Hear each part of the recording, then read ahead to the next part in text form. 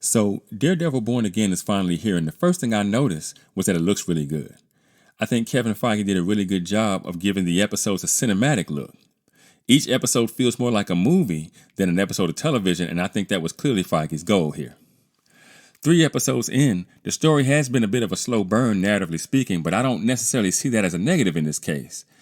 After the first 10 minutes of the pilot, with Foggy's surprise death and Karen running off to San Francisco, it leaves Matt to find his way for the first time without his friends, which puts a new spin on Matt's journey.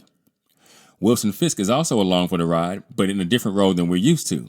He's the mayor of New York now, and he's supposedly turned off over a new leaf. He's also declared vigilantism outlawed in the new NYC, which puts him again at odds with Murdoch, who has vowed to keep an eye on him, though not as Daredevil, but simply as Matt.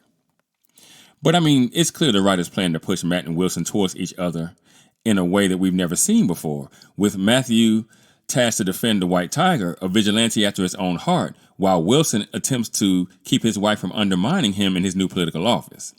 So we watch to see how long it'll take before Matt is forced to become Daredevil again. If you ask me, probably by season's end.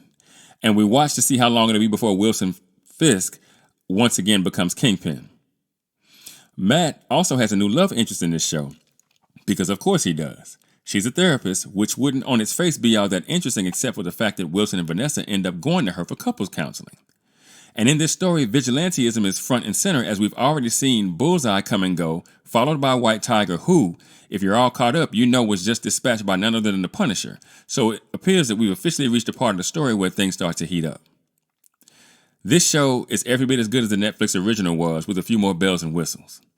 I think the plot unfolds in an interesting way, though it can be a bit predictable at times, and there are just enough familiar faces added to what I think has been, so far, a well-thought-out story to more than make up for the absence of Eldon Henson and Deborah Ann Woll.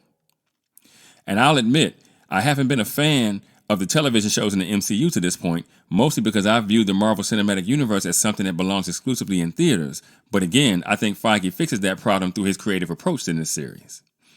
This is the first show I've been anticipating since the MCU began, and I'm happy to say it's also the first one I've really liked. And furthermore, I think that if this show continues on its current trajectory, it might even rival HBO's The Penguin. But what do you guys think?